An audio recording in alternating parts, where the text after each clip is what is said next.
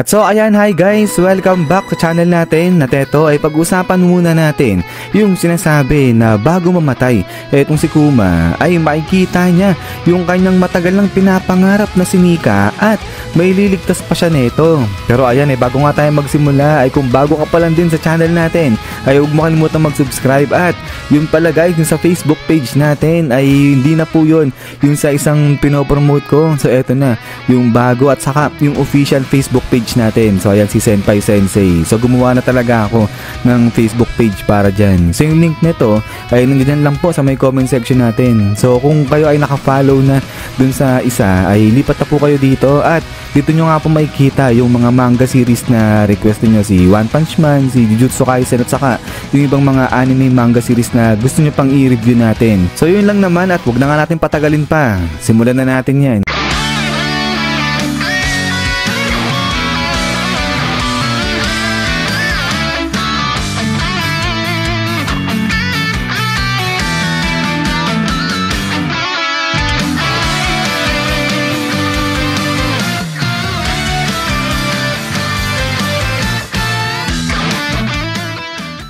At so dito nga muna tayo magsimula sa side ni Kuma. So nung sa mga nakaraang chapter ay nakita nga natin na etong si Akainu kinalaban niya na etong si Kuma. Pero sa pagharap ng dalawa na to, etong si Kuma tumakbo lang siya, hindi niya nga nilabanan etong si Akainu. So tumakas lang siya at sa pagtakbo ni Kuma ay eto nga biglang nawala, biglang nag-disappear ngayon dyan etong si Kuma. So ang tanong nga ngayon ay saan na napunta, saan pupunta etong si Kuma ngayon. At so ayan nga yung nangyari dito currently sa side ni Kuma. At so now ay tignan naman natin yung sa side na neto ni Bonnie. So nung sa nakalipas na chapter ay nakita nga natin na alanganin na etong lagay ni Bonnie dahil papatayin na nga siya neto nila Saturn. So etong si Saturn ay pinatutok niya na nga yung mga baril ng Marines dito sa ulo ni Bonnie. So i-headshot na nga nila yan. Pero dahil na nga rin sa nangyari na to kay Bonnie kaya pinaniniwalaan na ng marami na sa pagkawala ni Kuma ay dito na nga siya pupunta, dito na siya darating sa may Egghead Island para pigilan etong si Saturn sa binabalak niyang gawin at para nga iligtas na etong si Bonnie kasama na ay ang sila Dr. Vegapunk. Pero dahil na nga rin sa pagpunta ni Kuma dyan sa may Egghead Island kaya naman mataas-taas yung possibility nito at marami na nga yung nagsasabi na dito na mamamatay ngayon etong si Kuma. So hindi naman malabong mangyari yan kasi nga this time ang haharapin na ni Kuma etong si Saturn na isa sa mga pinakamalalakas. Tapos idagdag pa natin dyan na hindi na talaga maganda etong kondisyon ni Kuma. Sira-sira na siya ang laki na ng damage neto ni Kuma. So kaya not sure kung etong si Kuma if ever man na pupunta nga yan dyan sa may Egghead Island kung makakalaban pa siya ng maayos dito nga kay Saturn kasi halos wala na nga rin lakas siguro etong si Kuma dyan. At baka nga yun yung dahilan kung bakit hindi siya lumaban kay Akainu para makapag-save na lang siya ng lakas sa pagpunta dito sa Egghead Island at para nga mailigtas na lang etong sila Bonnie at saka etong sila Dr. Vegapunk. So not necessarily na lalabanan niya etong sila Saturn. Yung tipong maitakas niya lang ba yung sila Bonnie at saka sila Dr. Vegapunk ganyan. At so ay dito na nga papasok ngayon yung sinasabi na biglang paglabas o pagdating neto ni Nika. So ibig sabihin lang neto ay yung pagbabalik ng lakas ni Luffy at yung kanyang pagka-transform ulit papunta dyan sa kanyang Nika form. At then ay dito na nga makikita ngayon ni Kuma etong si Nika habang kinakalaban niya etong si Saturn. Pero dito makikita nga rin na etong si Saturn sa pagdating niya ni Nika ay ayun biglang sugod etong si Saturn papunta doon kay Nika. At so ayan ay habang sinusugod ni Saturn ngayon etong si Nika ay dito na nga maalala ni Kuma yung ikinukwento sa kanya ng tatay niya patungkol sa legendaring hero na si Nika. At dito nga ang sabi nga ni Kuma na alala niya na lahat ngayon at dito habang pinagmamasdan niya etong si Nika ay napapangiti na nga etong si Kuma dahil naririnig niya na rin o narinig niya na rin sa wakas etong draft of liberation ni Nika. So dati kinukwento lang kay Kuma ng tatay niya yung patungkol kay Nika at pinapangarap lang makita ni Kuma yung si Nika. Ngayon, etong si Nika pa mismo yung magliligtas sa kanila. So kaya nga dito ay talagang napahagulgol na etong si Kuma. Sabay sabi na etong si Sun God Nika, totoo talaga siya, nag-e-exist siya at ililigtas na nga sila ngayon yan.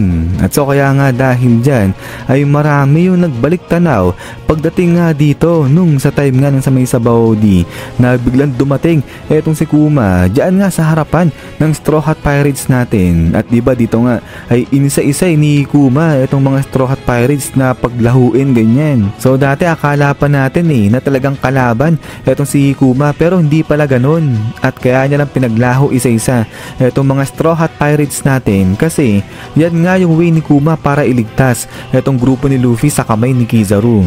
So kung dati etong si Kuma yung nagligtas sa kanila, ngayon naman etong si Luffy yung biglang darating para nga iligtas naman etong sila Kuma ngayon. At so ayan ay so far ay eto nga yung nakikita nung karamihan na posibleng mangyari at eto nga rin talaga yung gusto nilang mangyari. So ako personally gusto ko rin sana ganito pero ang tanong ay magkatotoo kaya ito maganap to kasi nga currently etong si Luffy nga talagang bagsak na bagsak siya at eto nga papatayin na nga siya dyan ni Saturn, di pa rin siya nakakagalaw, nailigtas lang siya ni Franky. Kaya nga makaka-recover ba talaga dyan etong si Luffy dali-dali at makabalik siya dito sa kanyang Nika form. So parang sa nangyari dun sa laban niya kay Kaido yung na-exhaust siya ng ganito, nakabalik naman siya dali-dali sa kanyang Nika form. At ayun pa, sinasabi rin ng marami na dapat mag-level up din etong Nika form ni Luffy kasi nga kailangan yan para makasabay siya dito o umubra siya sa lakas nito ni Saturn. So yung iba iniisip na magpa-power up pa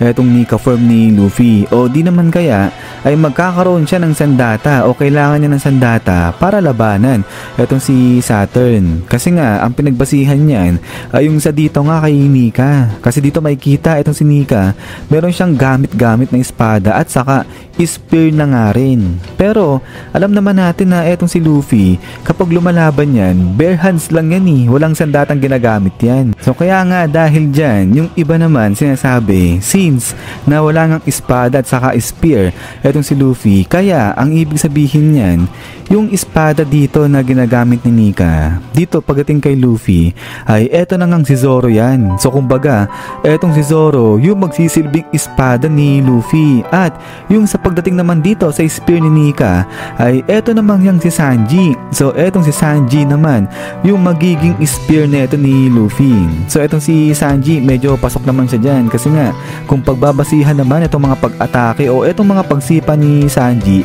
ay parang spear nga rin yung datingan dito ni Sanji. So okay rin itong idea na to na wala mang espada o spear na ginagamit si Luffy sa pakikipaglaban pero meron naman siyang Zoro at saka Sanji na nagsisilbing espada niya nga at saka spear. So meaning etong tatlo na to, si Luffy, si Zoro at saka si Sanji, sila yung sabay-sabay na haharap at lalaban dyan nga kay Saturn. Kasi nga sa tingin ko hindi kakayanin mag-isa ni Luffy kung siya lang yung lalaban kay Saturn. Kailangan niya talaga yung tulong ng dalawa na to para makaligtas sila at makaalis sila dyan sa isla ng Egghead Island. Pero dahil nga sa hindi pa makagalaw dyan etong si Luffy at etong si Zoro naman hindi pa siya tapos sa pakikipaglaban dito kay Rob Lucci, kaya nga etong si Sanji muna yung lalabang mag-isa dyan kay Saturn. So hindi naman pala mag-isa kasi kasama niya pala etong sila Franky dyan. Pero yun nga ay sa tingin ko etong monster trio natin kailangan talagang sabay-sabay na lumaban yan dito kay Saturn para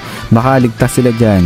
But then ay pagkatapos niyan is yan guys, so hanggang dito lang muna itong video natin. At so ayan, kung meron kayong mga reaction patungkol dito ay pa-comment na lang dyan at huwag niyo palang kalimutan mag-iwan ng like at paki-follow na rin guys etong si Facebook page natin. So si One Punch Man ay pakiabang na lang mamaya at dito ko nga po yan ilalagay sa may Facebook page natin. So kung nandoon pa kayo sa JM Maya na Senpai Sensei ay lipat na po kayo dito sa official na Facebook page natin. Yung link nito ay nandiyan lang sa may comment section, so paki-check na lang siya at saka pala sa description. So yun lang naman at ulit guys ay maraming salamat sa panonood dito kay One Piece natin. So lagi mag-ingat, God bless niyo lahat at kita-kits tayo ulit.